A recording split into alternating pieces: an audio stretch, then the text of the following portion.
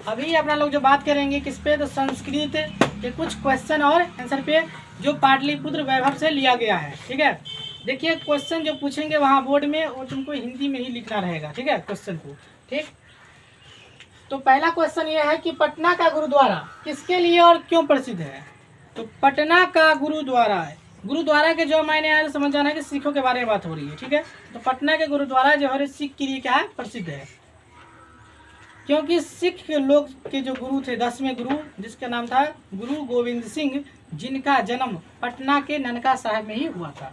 ठीक है, वहाँ पे अभी गुरुद्वारा खुला ही हुआ है। ठीक है, इसलिए जितने भी सारे सिख समुदाय के लोग हैं वो दर्शन के लिए कहाँ आते हैं, तो पटना में आते हैं, ननका साहिब में दर्शन करके फिर जाते हैं। ठीक, चलिए अब है कि पाटलिपुत्र नगर के वैभव का वर्णन करें। कि पाटलिपुत्र नगर का वैभव, वैभव का मतलब होता है उसके बारे में, जो वहाँ पे क्या क्या चीज़ सब है उसके बारे में बताओ। ठीक है, तो पाटलिपुत्र पहले क्या था, एक छोटा सा गांव था जिसका नाम था पाटली। क्या नाम था, पाटली गांव था, और वो गंगा नदी किनारे में बसा हुआ था। वहाँ का इतिहास बहुत पुराना है, हजारों साल पुराना है। इसकी जानकारी कहाँ से मिलती है, तो मुद्रा राक्षस से मिलती है। यहाँ पे भगवान बुद्ध कई बार आए हैं। उसके बाद यहाँ के जो राजा थे अशोक है नी, और चंद्रगुप्त मौर्य, इस सब के समय में यहाँ की रक्षा व्यवस्था बहुत ही अच्छी थी। यहाँ के जो खगोल शास्त्री थे जिसका नाम था आर्यभट्ट, और एक अर्थशास्त्री जिसका नाम था चाणक्य है नी, जिन्होंने क्या किया, अर्थशास्त्र जैसे ग्रंथ की रचना की है। ठीक है, वो सब कहाँ के थे, तो पाटलिपुत्र के ही थे। तो पाटलिपुत्र नगर जो अभी पटना के नाम से प्रसिद्ध है, पटना बिहार की राजधानी भी है।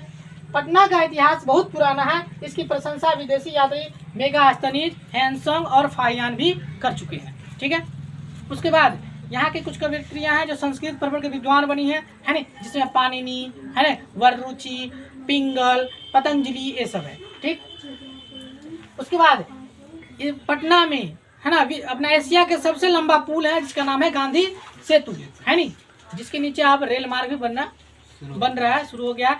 पटना में गोलघर है, तारामंडल है, संग्रहालय है।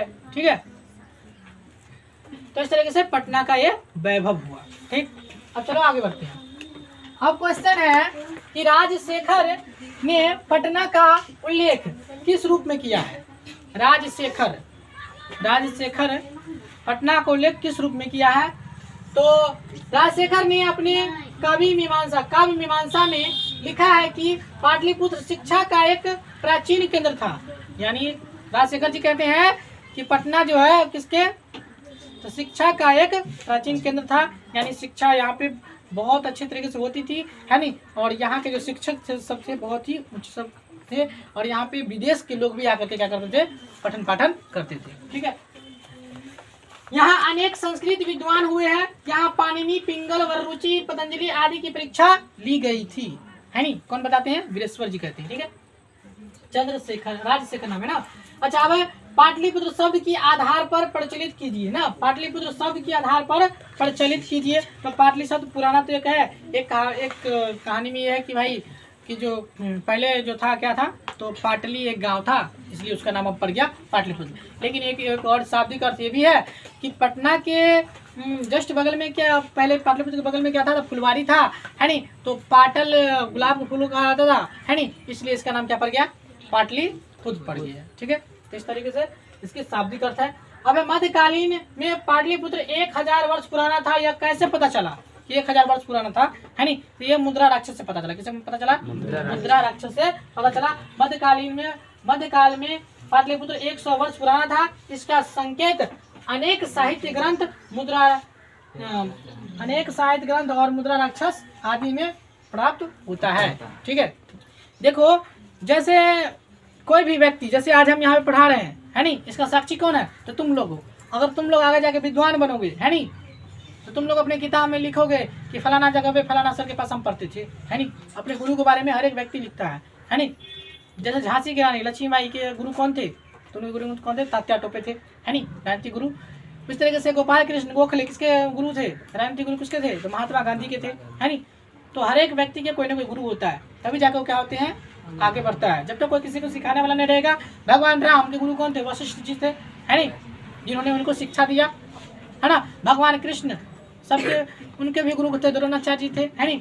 फिर उसके बाद कौन? अर्जुन, अर्जुन के भी गुरु कौन थे? द्रोणाचार्य जी थे, है ना। तो इस तरीके से जितने भी सारे जो बड़े विद्वान या फिर बड़े पंडित या फिर बड़े योद्धा बने हुए हैं, सभी के कोई ना कोई क्या होते हैं? गुरु होते हैं, ठीक है। तो इतनी सारी बातें थी पटना के बारे में, यानी पाटलिपुत्र वैभव के बारे में, ठीक है।